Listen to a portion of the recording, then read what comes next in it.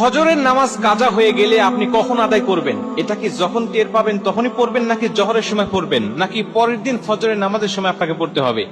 এবং যদি আপনি কাজা আদায় করেন তাহলে তখন সুন্নত সহ পড়বেন, নাকি সুন্নত বাদে শুধু ফরজ নামাজ পড়বেন?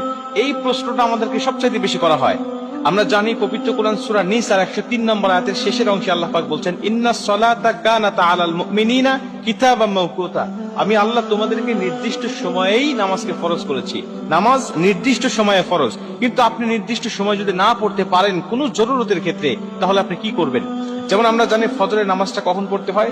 সুবহে সাদিক থেকে সূর্য উদয় পর্যন্ত, এটুকু ফজরের নামাজের সময়। এর পরবর্তীতে পড়তে গেলে আপনি কাজা পড়তে হবে। আমরা জানি নবীজি সাল্লাল্লাহু আলাইহি ওয়াসাল্লাম বলেছেন, তিনটা সময়ে নামাজ পড়া আল্লাহ পাক হারাম করে দিয়েছেন। এক নম্বরে সূর্য উদয়ের সময়, দুই নম্বরে সূর্য যখন একেবারে ঠিক মাথার উপরে থাকে, হেলে যতক্ষণ না যায়, এবং তিন নম্বরে সূর্য অস্ত যাওয়ার সময়। এই তিনটা সময় নামাজ পড়া যায় না। এবং রাসূল সাল্লাল্লাহু আলাইহি ওয়াসাল্লাম বলে দিয়েছেন যে যদি ঘুমের কারণে অথবা যে কোনো বেখিয়ালি হয়ে যদি নামাজটা তোমার ছুটে যায়, নামাজটা যদি জাস্ট টাইমে না পড়তে পারো, তাহলে যখন তোমার স্মরণ হবে ঠিক তখনই তুমি নামাজটা আদায় করে নেবে। তোমার ফজরের নামাজ কাজা হয়ে গেছে, তুমি ঘুমের কারণে টের পাও নাই, 8টা বেজে গেছে, 9টা বেজে গেছে, এখন তুমি জোহরের নামাজের জন্য অপেক্ষা করবে না, জোহরের নামাজের জন্য অপেক্ষা নয়, তুমি তখনই উঠে তুমি নামাজটা আদায় করে নেবে। এখন তুমি নামাজটা কিভাবে পড়বে? 2 রাকাত সুন্নত সহ নাকি শুধু ফরজ পড়বে?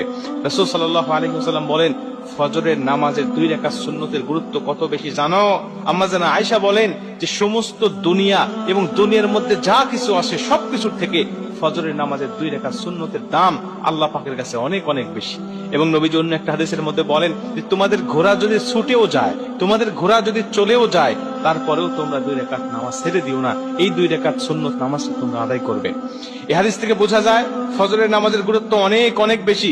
এবং আমরা এটাও জানি যে ফজরের আগে এমন হলো যে আমি জামাতে নামাজ পড়ছি, কিন্তু এখন দেখা যাচ্ছে আমি সুন্নত পড়তে পারতেছি না, বা সুন্নত পড়লে জামাত পাবো না, তখন আপনি কি করবেন? তখন আপনি ফজরের নামাজটা আদায় করবেন, কিন্তু সুন্নতটা কিন্তু পরবর্তীতে আপনি পড়তে পারবেন না, বা আপনার জন্য মাফ হয়ে যায় নাই। আপনি সূর্য উদয়ের পরে যখন হলুদ আভাটা কেটে যাবে, আপনি তখন কিন্তু সুন্নত 2 রাকাত আপনাকে আদায় করতে হবে।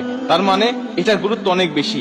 এই হাদিসগুলো থেকে আমরা বুঝতে পারি যে আমি যখন কাজা পরবর্তীতে নামাজ আদায় করব ঘুম থেকে ওঠার পরে, 8টা হোক বা 9টা হোক, তখন কিন্তু আমাকে 2 রাকাত সুন্নত সহই নামাজটা আদায় করতে হবে, শুধু 2 রাকাত পড়লে হবে না। কিন্তু যদি এমন হয় যে আপনি জোহরের আগে আর পড়তেই পারলেন না, জোহরের পরে আপনি এই ফজরের নামাজটা আপনি কাজা তুলতে হচ্ছে যে কোনো কারণে, তাহলে জোহরের পরে যদি হয়ে যায় তখন আর আপনার এই 2 রাকাত সুন্নত পড়তে হবে না।